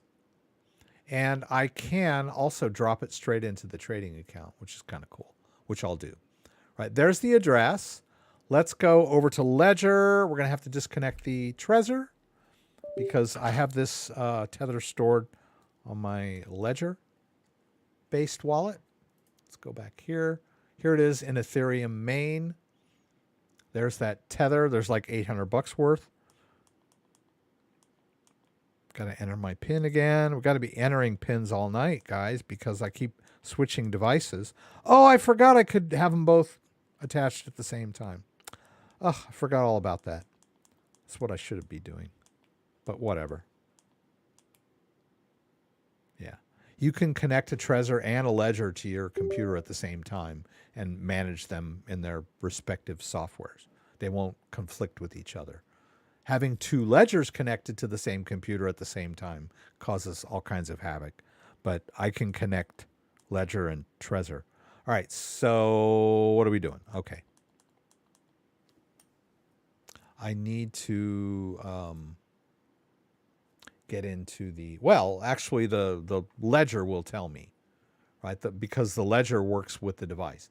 If I try to make a transfer with the Ledger, it'll say, hey, you need to open the right app, right? So we're going to send $100 worth of Tether over to our Kucoin account. That is auto verify. It's not a deal breaker, right? It's just giving me a slight warning that tells me I can't auto verify, but you can, right? You've got two eyes. So look at the address here and make sure it matches what you're putting in here. And it does, right? While we're on that subject, and we're just going to do 100. While we're on that subject, I had someone ask me, I think it was Paul, he said, when I try to transfer Solana, it tells me that the address is unused and it won't let me transfer. Well, it wasn't actually telling him that he couldn't transfer. It was just telling him that it was just a warning telling him that the address was 0 on Coinbase, because Coinbase will just generate empty addresses for you. It's not a deal breaker. It's not telling you can't. It's just warning you. And then there's another one too, the tag. When someone tries to withdraw with a crypto that has a tag, it's going to warn you, oh, you need a tag. And then people think, oh, it's not going to let me withdraw. No, it's just warning you. So you guys need to learn to understand the difference between a warning and you can't, right? So Ledger allowed me to make the transfer because it was just a easy peasy transfer. It might show me here in a minute. I should see an incoming transfer of 100 Tether for today, right? That's the 9th. That was last week. All right, so we can do this. We should see that deposit coming in shortly. Oh, yeah, even though it'll be in the trading account. It might take a few minutes, right? It's going to take a few minutes.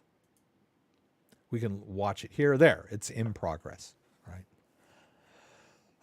Tether deposit. So what I'm going to do is I'm going to use that tether to make a trade, and we'll buy some XRP.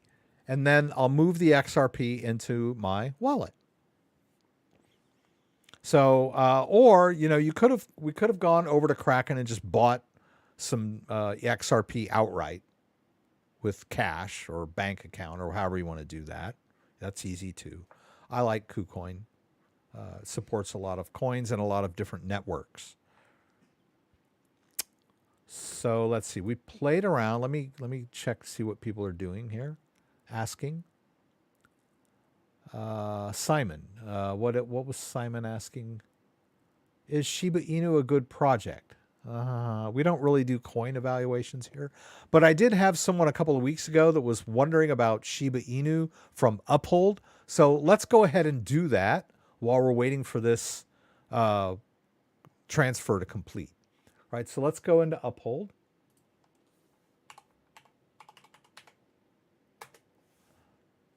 She had some Shiba Inu in Uphold and she was trying to transfer it into her wallet and just having some issues. I wasn't able to demo this for her because at the time I didn't have any SHIB in my Uphold account, but I have since put some in there so we can demo this for her. I don't know if she's here tonight. Someone is asking about SHIB, right? Whether it's a good coin or a bad coin, that's not my job. I'm just here to show you how to make transfers if you want, right? So we have some SHIB. We want to put it in our ledger. SHIB is an ERC20 token, so it can easily be dropped into any old Ethereum wallet, right? I can just do a receive and get the Ethereum address, right? There it is. And just transfer that SHIB from Uphold. The problem with Uphold is it's so confusing the way they do this. All right, so first of all, my from, okay, so there I've got the SHIB. I can do the from, the max, okay. But 2 is complicated. 2 is like, I don't understand why they make it so tricky, right? Most people would say, oh, I want to transfer some crypto, right? So they would choose SHIB as crypto. Well, that doesn't work because that's like within Uphold. What you need is to scroll down here a little further to crypto networks, because what we're doing is we're transferring it to an external crypto network, which is a weird distinction to make, because generally to me, if you have an exchange and you want to transfer it, you mean to an out external wallet. But anyway, all right, so XRP is here. And there it is. Okay. Oh, no. I don't want to convert it into XRP. I want to keep it as SHIB. See how silly this whole thing is? Let's go down here. And I can't search on crypto networks. I have to keep scrolling until I find SHIB. And in this case, I'm going to have to scroll all day because it starts with a darn S, right? So silly. All right. QRS. There. Shiba Inu Ethereum Network. All right. And I already told it I want to do the max. So I'm going to preview the withdrawal. Then it gives me the option of putting in an external address. That was the whole point of this exercise, is that if you're trying to withdraw to an external address, you have to use crypto networks, and then you have to go through all that craziness of scrolling it down to SHIB. Because if you only use Ethereum, it'll convert it to Ethereum for you and then put it in your wallet, which is not what we're trying to do. Let's see if this works. Okay, they're going to charge me a fee. I'm going to need my two-factor authentication. Whoa! From my phone. So we're going to scroll down to Uphold, wherever the heck it is. Okay, there it is. 022685. 685. There we go. Let's hit continue. Is it going to let me do this? Please let me do this. It did. Oh my God. Okay, it worked. Yay. All right. Now we can go over here and just kind of wait for the SHIB to show up. Now, I kind of cheated because I already had some SHIB in there. But we should see some more SHIB come in. As you can see, that I transferred that last week I transferred it into Uphold so I could do this demo. It's actually been 2 weeks. Right? But we should see the SHIB come in pretty soon. Let's check over on Kucoin where are we at with our transfer. It's complete. Is that the 26th? Right? So now we can go to the trading account and there's that tether. Right? Let's go ahead and swap it for XRP.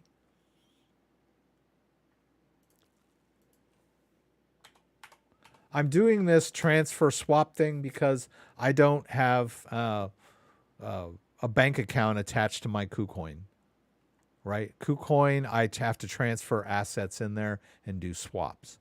There it is, US Tether. Whoops, there, US Tether. All right, so I need the trading password. I'm going to do a market. It's behind me. I know you can't really see it very well, but there it is, buy XRP. I'm going to use 100% of my tether, make the swap. Okay, so now we can check our assets, and we should see in our trading account that we have about $100 worth of XRP.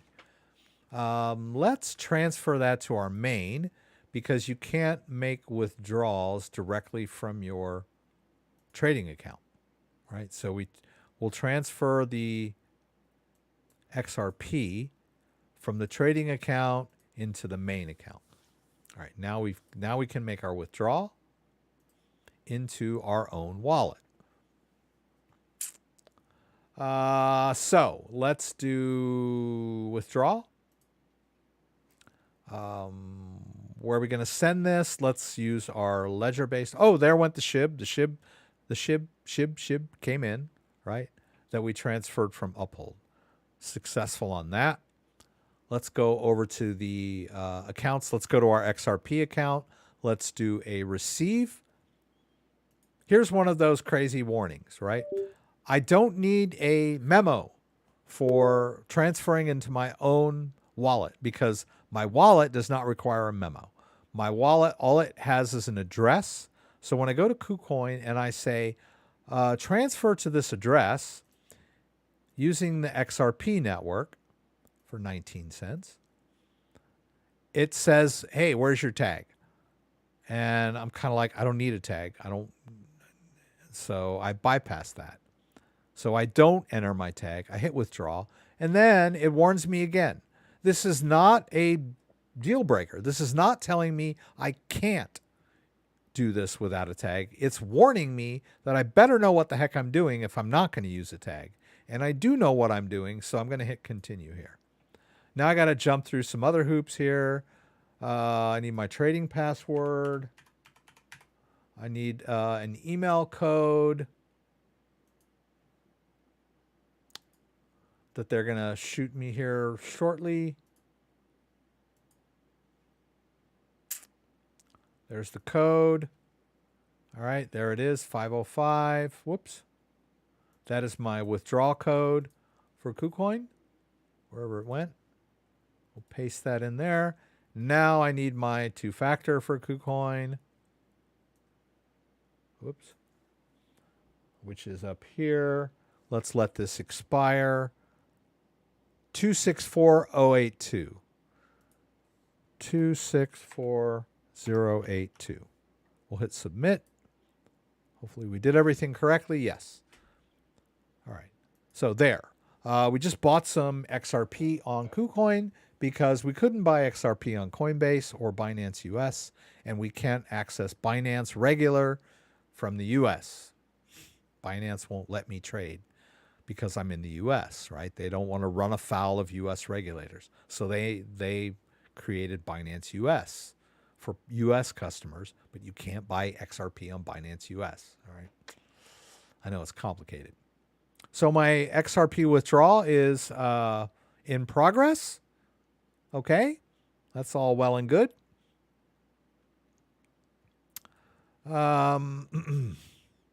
Now, I would like to, let's see, how much is XRP? Let's go back up here.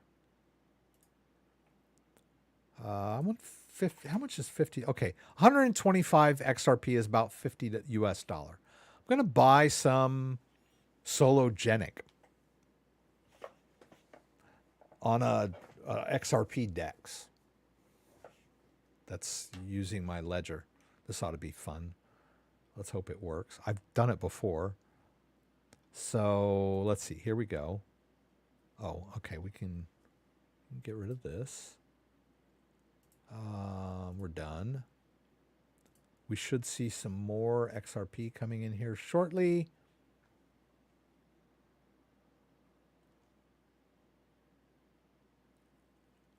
Here in a minute. Okay, there. It just came in. Yeah, $100 worth of XRP.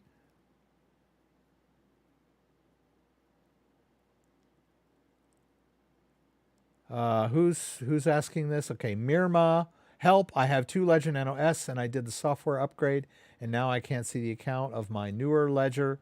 Is the crypto lost forever from my second ledger? Both ledgers show same info. I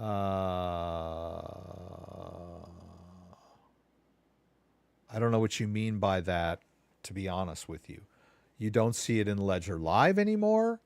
I have 2 Ledger Nano S and I did the software upgrade and now I can't see the account of my newer ledger. Is the crypto lost forever from my second ledger? Both ledgers show same info.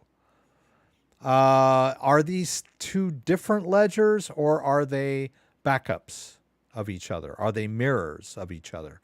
Because the last thing you said was both ledgers show same info. If you connect your old ledger and then do an add account with the old ledger attached, then you should get whatever was on the old ledger, right? Although it seems weird that you didn't already have the old ledger in your Ledger Live. I'm a little confused.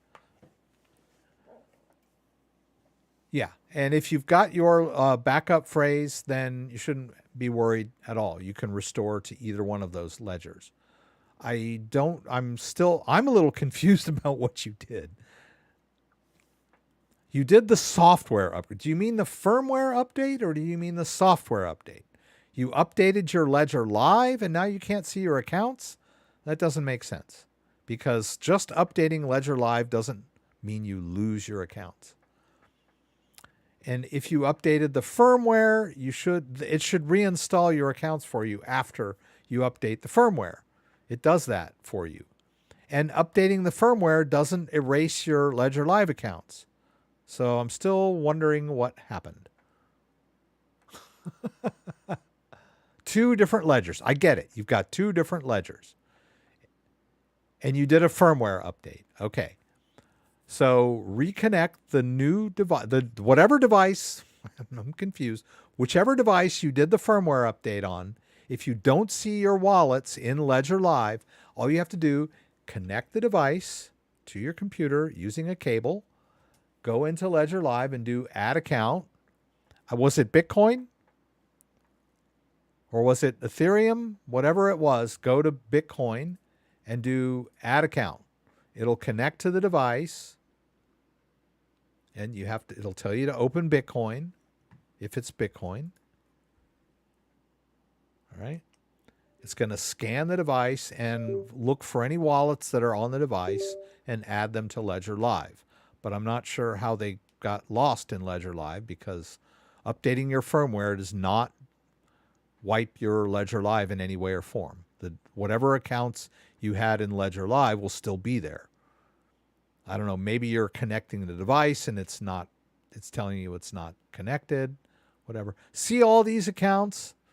Those are accounts that are that were created on this device that are currently not in Ledger Live, right? These are all old empty accounts. But my assumption is that you had an account somewhere that had a balance that you're not seeing anymore. And all you have to do is connect your device, hit add account, and tell it to search for whatever crypto you had before. I'm assuming it's Bitcoin, but it could be Ethereum, it could be Litecoin, it could be XRP, whatever it is that you think is missing. Connect your device and do an add account to get the account back. But I'm a little confused of how you could have lost your Ledger Live account by updating your firmware. That doesn't usually happen. Like this guy right here. See this one? See this like weird little dust account? It's on, whatever crypto there. Oh, there's one. Okay. Bitcoin Taproot. Okay. This is a Bitcoin account that is currently not in Ledger Live that was, I created the wallet, right? So let's say this is the lost Bitcoin that you weren't seeing in your Ledger Live, right? Now that I've connected the device and hit add account, I can hit add, boom, now it's in Ledger Live, right? Bitcoin lost, found, right?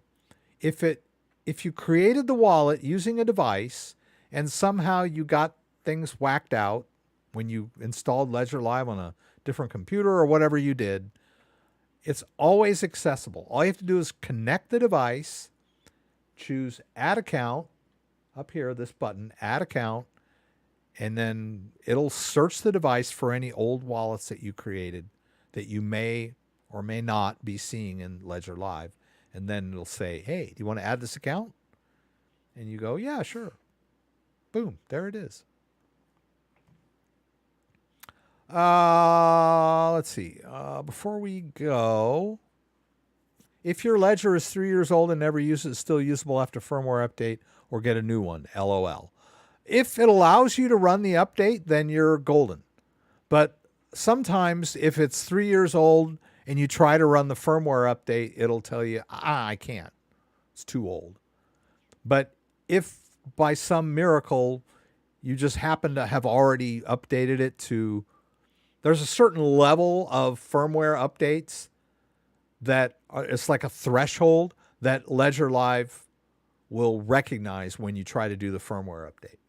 So like you're above version 2 or whatever, it'll run the update, you'll be fine.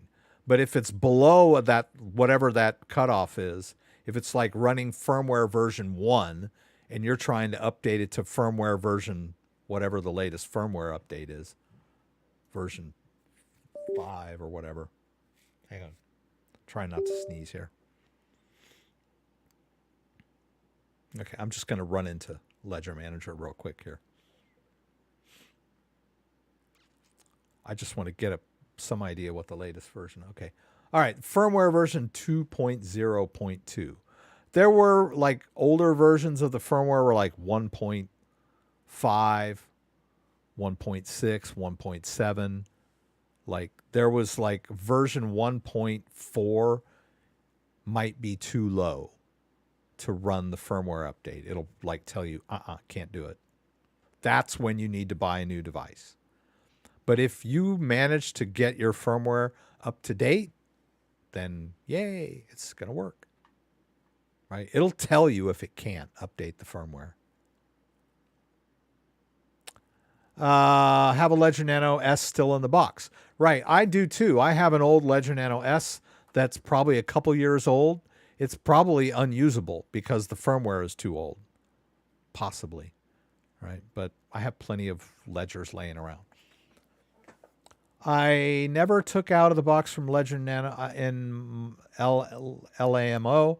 I will just get a new one. All good. Yeah. You could try it and see what happens. You never know. Yeah, just the seed is the important thing. Soccer World keeps mentioning that, and that is true.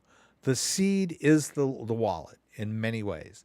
So if you've got the seed, you can always buy a new device, right? The device is not the end all, right? A lot of people think that, if the device breaks, I lose all my crypto. No. As long as you have that seed phrase, you can restore onto any new device. Not a biggie. All right, let's do that. Let's go over to let's go to accounts. I've got some XRP in my wallet, and I want to connect to a DEX. We're going to connect to the Sologenic DEX. Right? So we're going to access the DEX using my device. And we're back to this again. Right? So I need to get into the XRP app. Right. Notice here before we go, 5822. That's our XRP balance, right? So let's do access DEX. Let's do launch DEX. Let's do connect wallet. And let's say we want to connect to the Ledger device. We say yes. There's that account, 5822. Right? Let's connect that account. What happened? Did it do it? Did it not do it? Did it just drop it? Okay, there. Okay, notice that it's slightly lower because there's this freaky minimum thing in a Ledger wallet that you can't withdraw at all or whatever. I don't know. But it's only showing 5810 instead of 5822. No big deal. I'm not worried about that. But I want some more Sologenic. So how do I do that? Well, I'm going to do a market order if I can. Okay, how much Sologenic do I want? Okay, that's what I want, a Solo. I want $50 worth of Sologenic, right? So how much is 50? 272. Okay, let's try that. Seems like I should get more because I got this. Whatever. All right, so what was it? 270. Let's just get 300. Okay. All right, so I want 300 Sologenic. It's going to cost me 136 XRP. Oops, let me hold this thing steady. All right, place order. Yeah, that's not going to cost me very much XRP. All right, now it says, okay, I got to do this. All right, all right. Okay, sign transaction. Hopefully this will work. Did it work? Transaction signed and dispatched. Okay, I got more Sologenic. Yay. What's weird about that is that I think I paid $1,000 for that 283 Sologenic when I bought it originally. I invested $1,000 in Sologenic back in, let's see, when was that? I made that trade on November 24th, 2021. Yeah, well, it says 670. Anyway, it was a lot. I thought it was around 1,000, but maybe it was only 700, whatever. Well, I just doubled my Sologenic for $50, right? Pretty much. Woo! Okay. I figured, why not, right? I wasted $1,000 back in 2021 on Sologenic. It never went anywhere, but who knows? It might recover back to where it was before. Just based on nothing, just a whim. So I'm like, what the hell? We'll buy $50 worth of Sologenic tonight. Okay, that was fun. That's a DEX. Now a friend of mine, a good friend of mine, was asking me about Terra Station. You can still use Terra Station if you want to. I don't know why anyone would want to.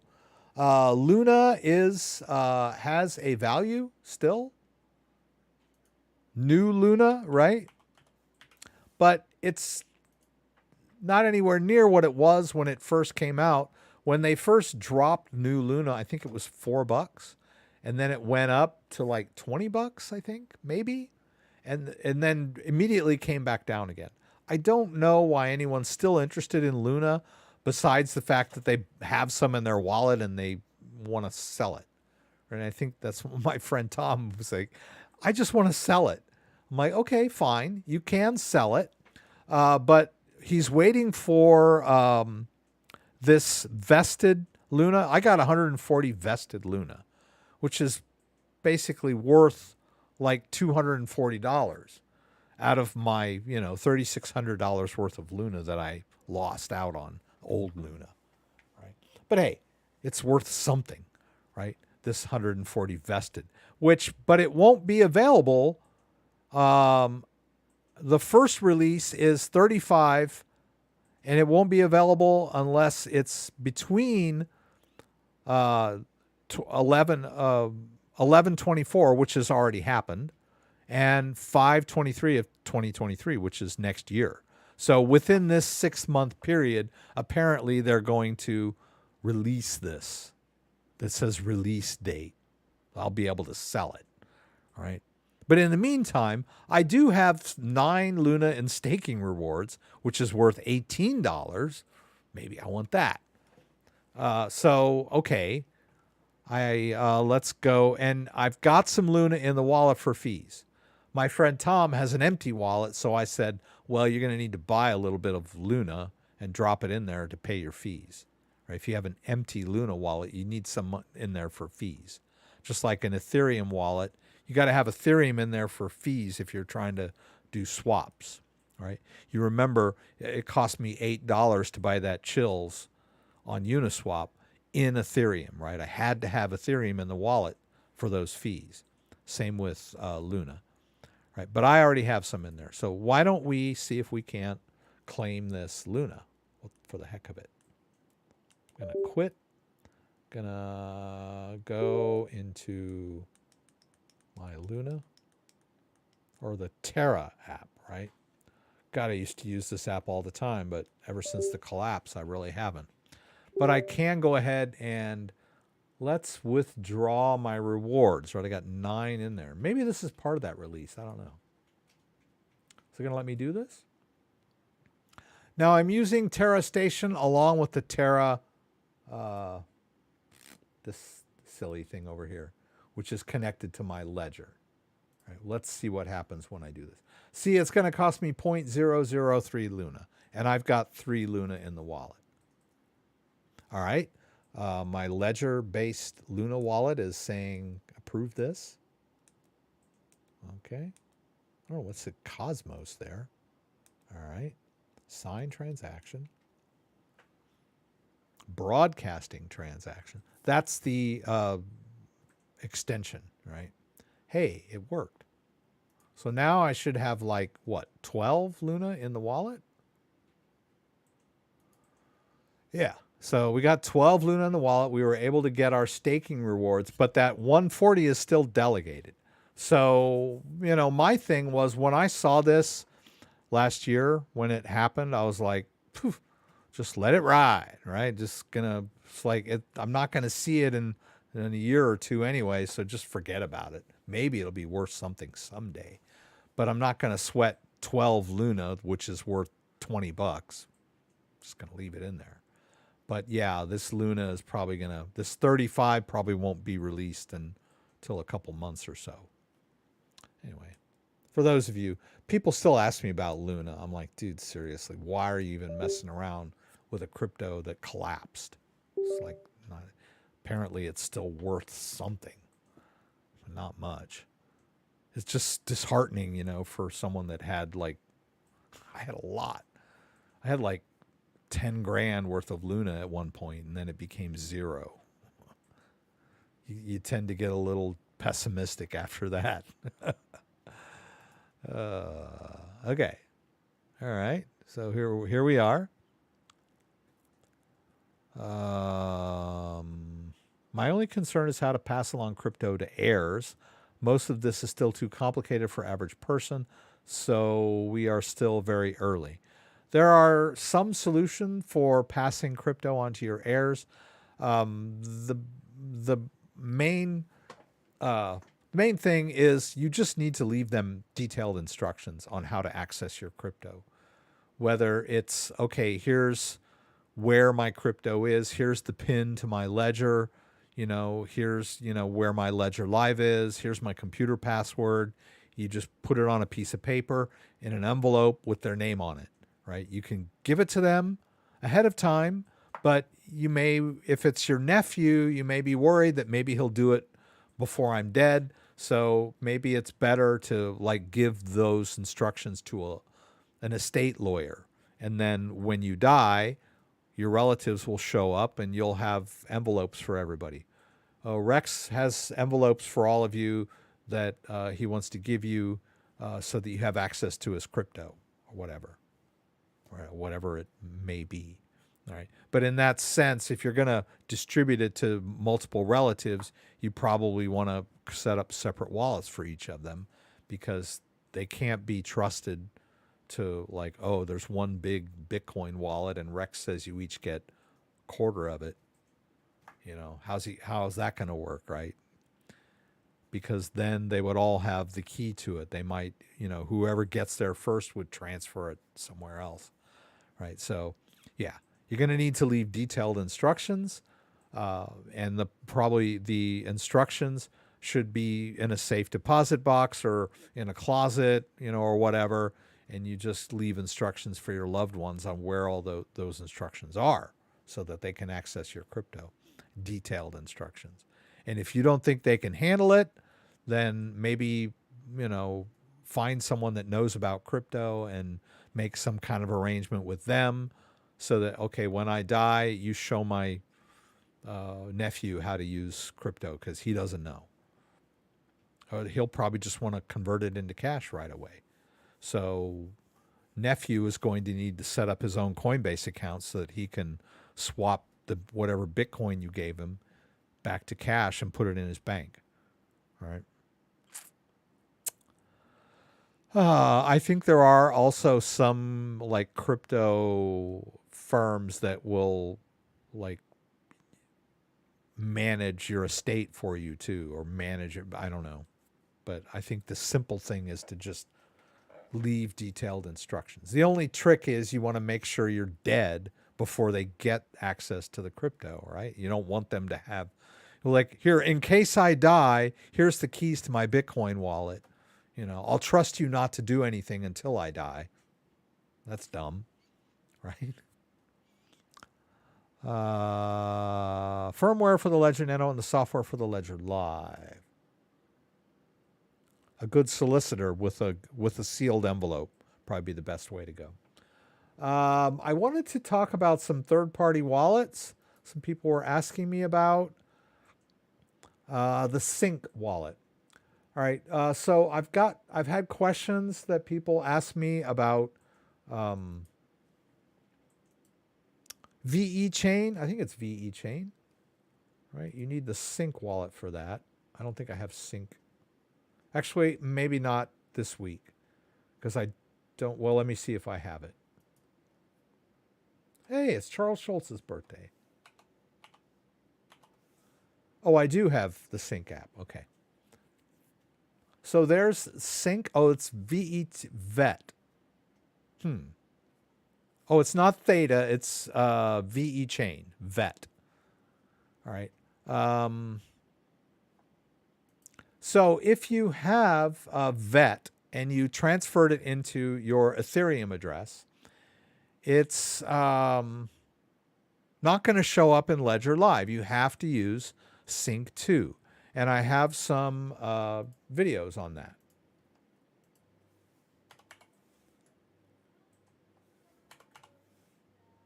This guy. Right? So some cryptos, you're never going to see them in Ledger. We may someday, but not now. You have to use a third-party wallet to manage these cryptos. And it's confusing if you've sent it to an address, your Ledger address, thinking it was going to show up in your Ethereum wallet, but now it's disappeared. Well, all you have to do is download like the correct third-party wallet. And let's see if I can do this. Okay. I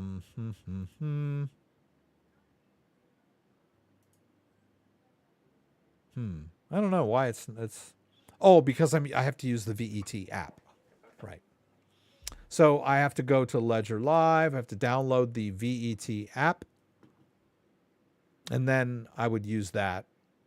That's not an Ethereum address. It's the other one that uses Ethereum address. VE chain. Oh, it's not installed. I thought I had it installed on here. I guess I didn't. That's okay. I just put it on there. I've done this before. That's why the sync shows the balance. But I need the app in order to manage that balance.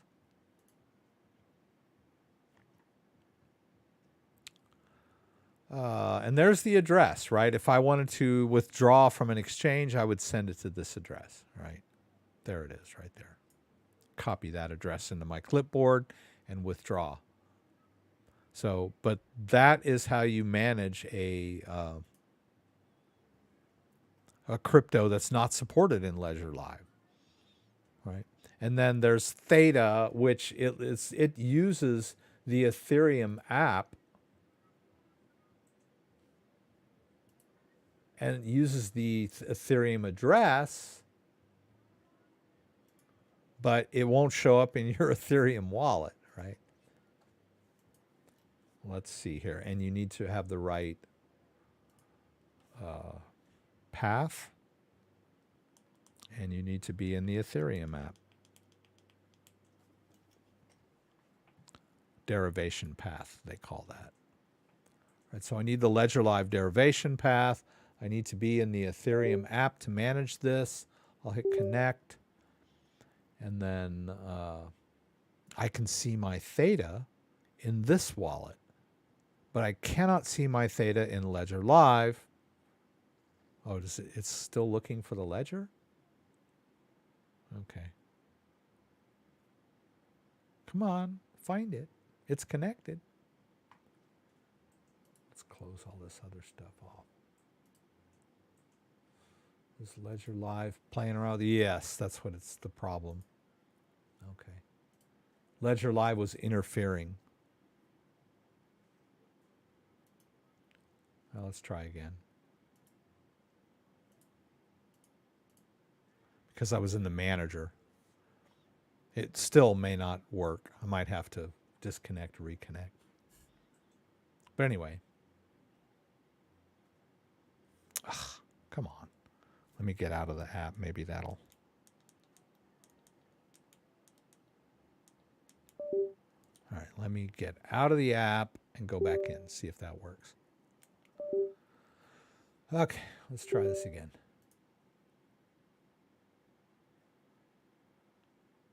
Okay, there it goes. All right, so there's the crypto, right? I've got 393 Theta and 4,000 T-Fuel. But I have to use a third-party wallet to see it. It's there. It's being managed by the ledger, right? This is the ledger-based account. But I cannot see this over in Ledger Live. I closed Ledger Live because Ledger Live does not support this particular crypto. So there are a lot of cryptos out, and Monero is another one. I was going to play with Monero tonight, but ran out of time. That you can manage using third-party wallets with your Ledger device. You can use the Ledger device to secure the crypto, private key stored on your Ledger device, but you have to use third-party wallets. I know that confuses a lot of people, but it's really a versatile way to use your device, right? Ledger Live does not support every single crypto in existence, but the device supports a lot of cryptos that aren't supported in Ledger Live, which kind of POs some people, but really it's a beautiful thing when you think about it. All right, I am going to sign out for tonight. Dan's tired. He's ready to go to bed or watch TV like me, have a glass of wine. I am not a financial advisor. No, I'm not. I try to get away from any kind of coin analysis or coin recommendations or anything like that because I'm more about how to manage your crypto once you have it. Okay, good night, everyone that came. Thank you, Dan and JDO, for furiously answering questions. I know I'm going to see some questions I missed when I rewatch the live stream tomorrow morning. But once again, always shoot me an email if you have a particular question. A lot of people here on the live stream have sent me emails, and they'll attest to the fact that most of the time I get back to them and answer their questions. I do my best. So once again, don't forget, I do this every Saturday, 6 p.m. Eastern Standard Time. Please join me again for the live stream from Michigan, where you can throw out questions and I'll do my best to get them answered. Hope to see you there. If you like this video, give me a thumbs up. If you'd like to subscribe to my channel, I would appreciate it. When you subscribe, there's a little bell that you can click that will allow you to be alerted whenever I post new content. Once again, thanks for joining me, and hope